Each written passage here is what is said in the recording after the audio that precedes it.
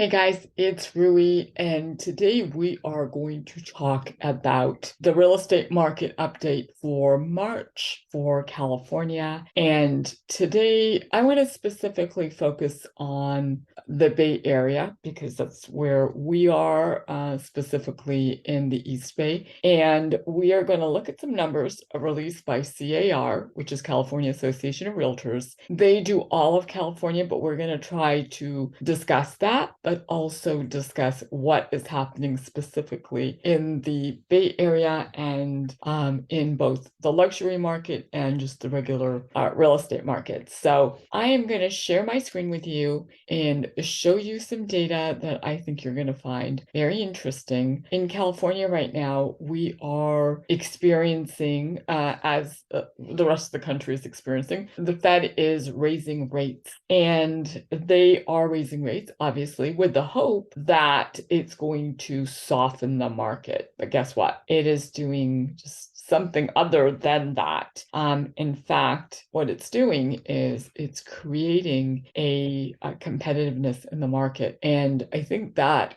coupled with what we are seeing with banks, the bank collapses, along with the news of the dollar losing its centralized power, is really creating or wreaking some sort of havoc in the market. And when I say wreaking havoc, I'm not saying people are panicking. People actually are a lot more knowledgeable and educated than they have been. Maybe that's a part of social media and the news that's so readily available, but people have decided to pull funds out of the market, out of the bank accounts, and actually get into the real estate market, which allows us to really see a lot more demand for properties than we've seen in the past. And that is a good sign, but it's also a sign, in my opinion, of what is to come. It is just, in my opinion, again, the beginning of what we are going to see, which is going to be competitiveness. And on top of that, think about this. If our dollar doesn't have the holding power internationally, now the buyers internationally are going to be able to purchase in the US for rates that are probably going to be a lot better, their dollar values being a lot stronger in the US than they ever have been. That will create more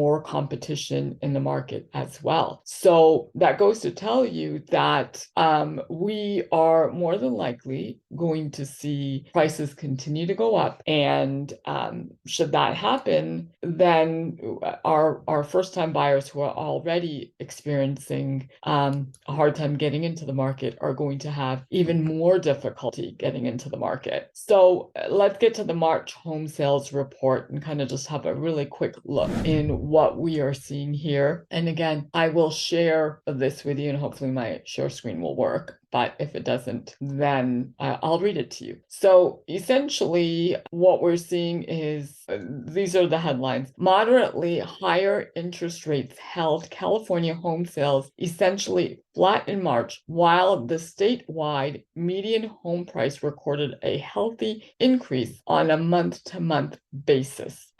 Despite a dip in March home sales, the competitiveness in the housing market continues to heat up as homes are selling faster and the sales to list price ratio is improving, all while the number of homes available for sales continues to tighten. So what does that tell you? Well, that tells you that we are still in a little bit of a seller's market. And as a seller in the Bay Area, I can tell you that usually your average days on market, again, in the East Bay, is between 8 to 11 days. That is a seller's market. And we are seeing multiple offers for homes that are completely turnkey. And a turnkey home is something that you have have pretty much most of it is updated or upgraded. And as a home seller, you've provided the buyer with inspections and all your disclosures. And that's always what I recommend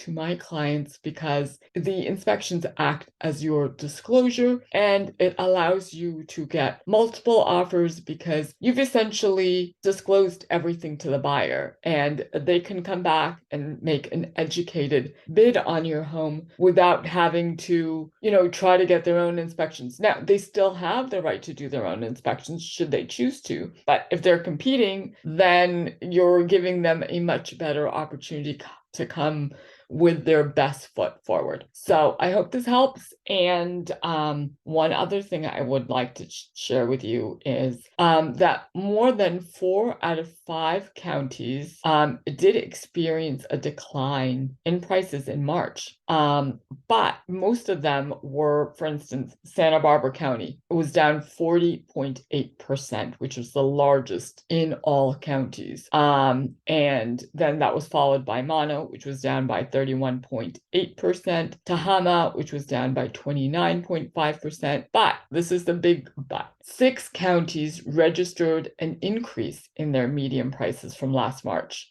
And, some of these counties were counties like Glenn County, Humboldt County, and we did see an increase in Contra Costa County, which is most of the East Bay is in, and Alameda County.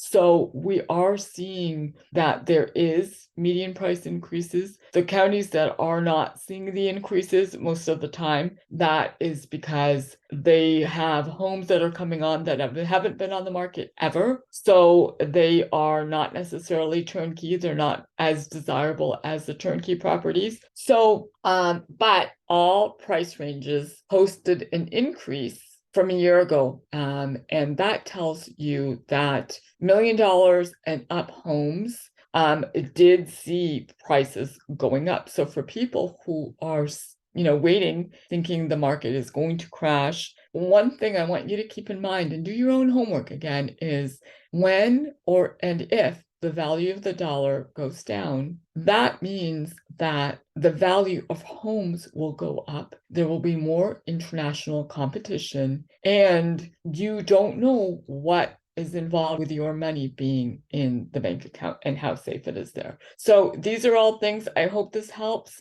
Bye for now, but please make sure to like and subscribe, and I promise to share as much information as I can with you. Take care. Bye for now.